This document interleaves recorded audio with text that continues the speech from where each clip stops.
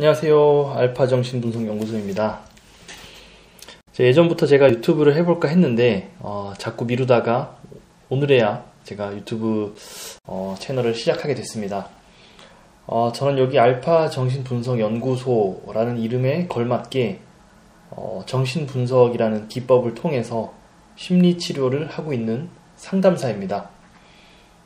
제가 유튜브를 시작하게 된 이유는 제가 몇 년 동안 이 외로이 정신분석학을 공부하면서 인간의 마음이나 행동을 깊이 연구해오고 있는데 이 분야에 관심 있는 사람들과 서로 소통도 하고 또 댓글을 통해서 어떤 것들을 궁금해 하시고 있는지 좀 듣고 이야기를 나눌 수 있는 시간을 마련하기 위해서 이렇게 채널을 열게 되었습니다. 그래서 궁극적으로는 이제 조금 더 정신분석학이라는 학문에 더 친근하게 다가갈 수 있게 제가 도와드리려고 이 영상을 올리게 됐습니다.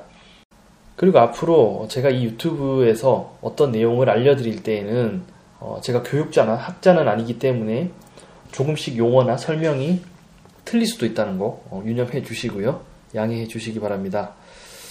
그리고 또 이 무의식이라는 게 학문적인 개념이라기보다는 직접적인 체험을 해봐야 하는 경험적인 부분이기 때문에 너무 이론에만 집착해서도 안 된다고 설명을 드리고 싶습니다.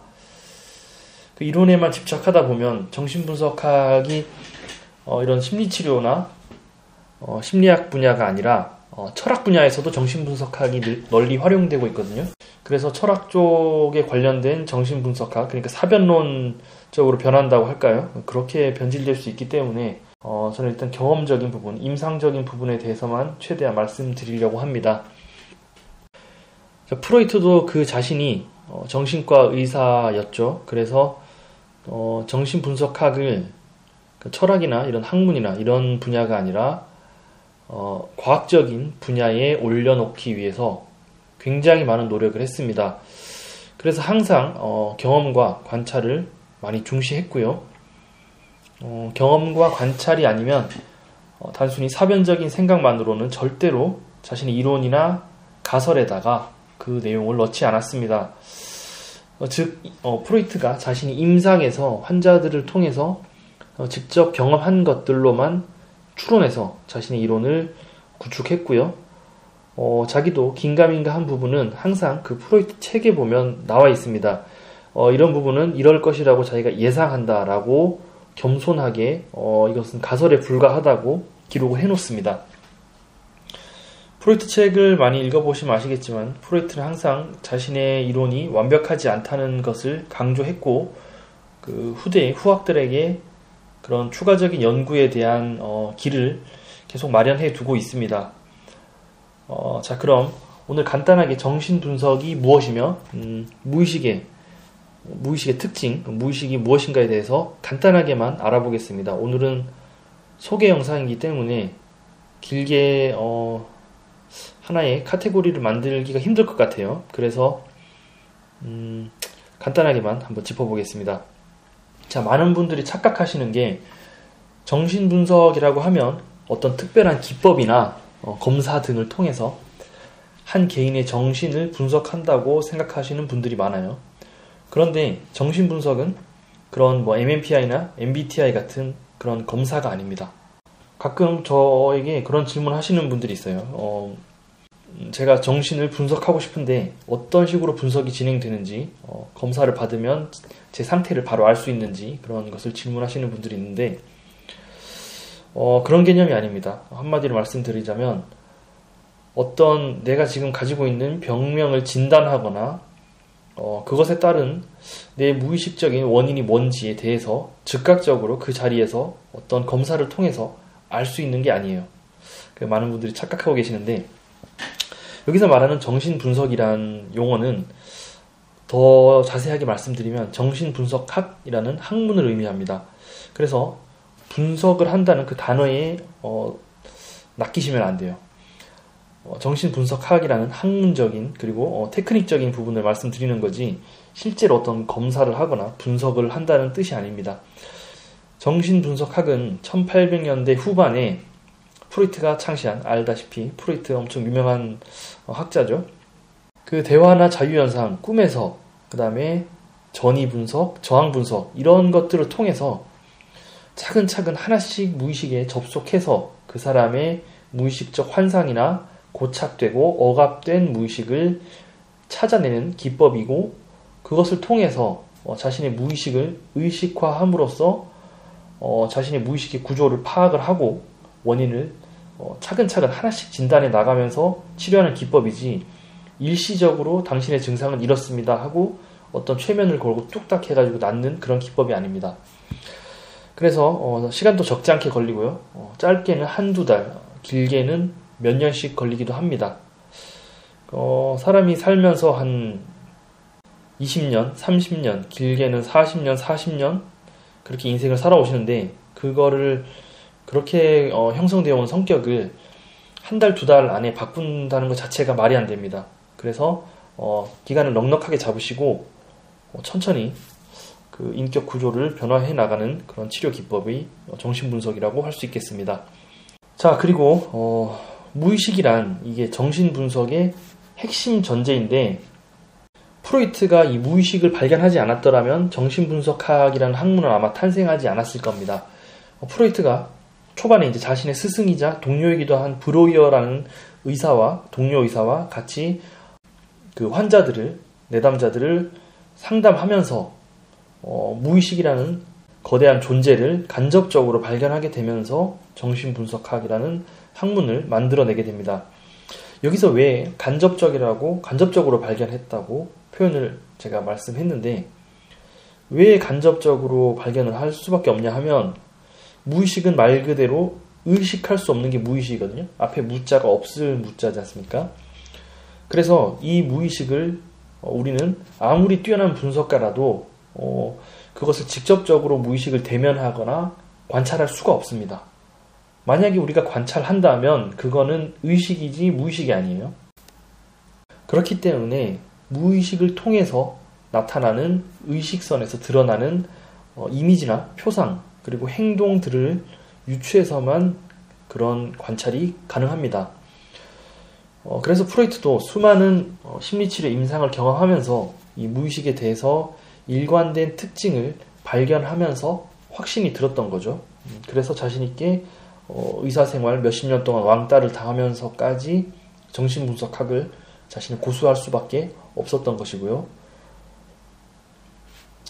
자, 우리 인간의 대부분의 생각, 그리고 행동, 감정이 무의식에서 비롯된 것이며, 특히 유년기에 억압된 무의식, 즉 프로이트는 이거를 트라우마, 융은 콤플렉스라고 많이 표현을 했는데, 이러한 억압된 무의식이 고착된 지점을 중심으로 성격이 형성되고 우리가 생각하고 사고하고 판단하며 또 그리고 병리적인 증상도 이곳에서 만들어진다는 것입니다.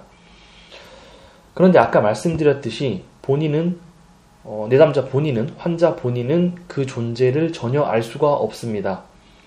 예를 들어서 우리가 사실 그런 경우 많지 않습니까? 직장 상사가 너무 밉고 또 배우자가 나를 짜증나게 하고 정치인들 보고 욕할 때 있지 않습니까? 저 죽일 놈 하면서 그런 것들은 사실은 우리 무의식 안에 어떤 표상들이 그들의 모습하고 무의식 안에 억압된 그 콤플렉스 지점들, 그런 표상들이 그런 인물들, 외부의 인물들과 중첩돼서 겹쳐져서 나타날 때 외부적인 상황 때문에 이렇게 스트레스를 받는다고 착각하는 것입니다.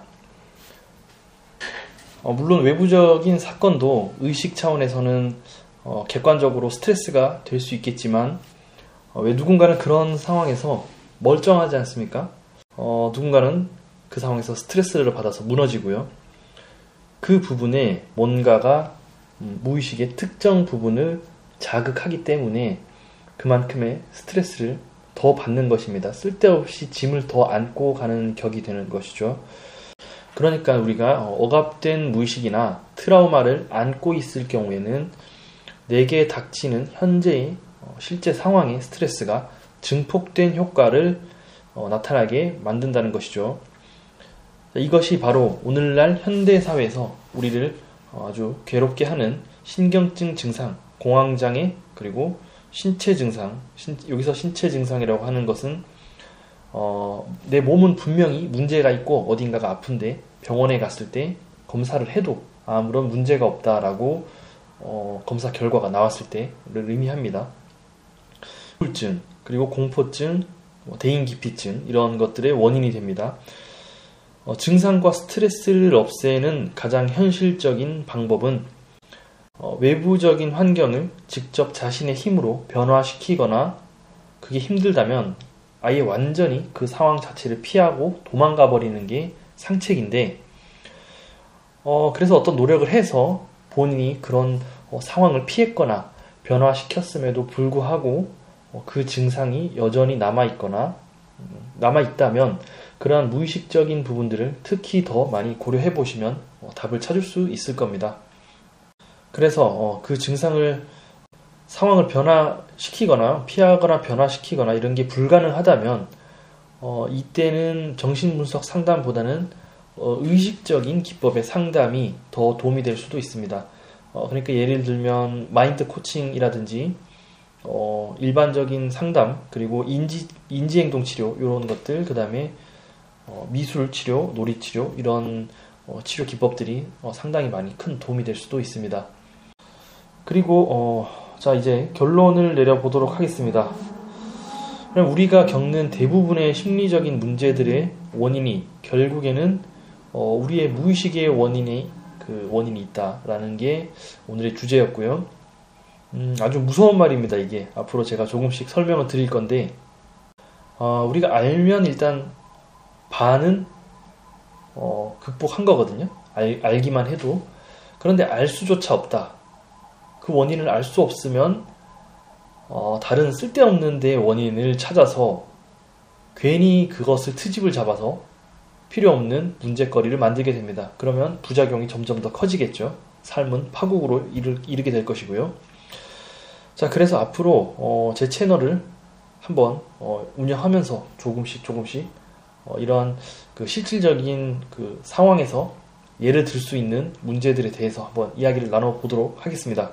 제가 한 말 중에서 실수를 해서 잘못된 부분이 있더라도 전문가분들이 혹시 영상을 보신다면 학자 이름이라든지 연대라든지 용어라든지 이런 게 좀 다소간 차이가 있더라도 양해 부탁드리고, 정신분석에 관심이 있는 일반인 분들의 많은 응원 부탁드립니다. 그리고 댓글로 질문을 남겨주시면 좀 신선한 댓글인 경우에 그거를 주제로 제가 영상을 한번 제작해 보도록 하겠습니다.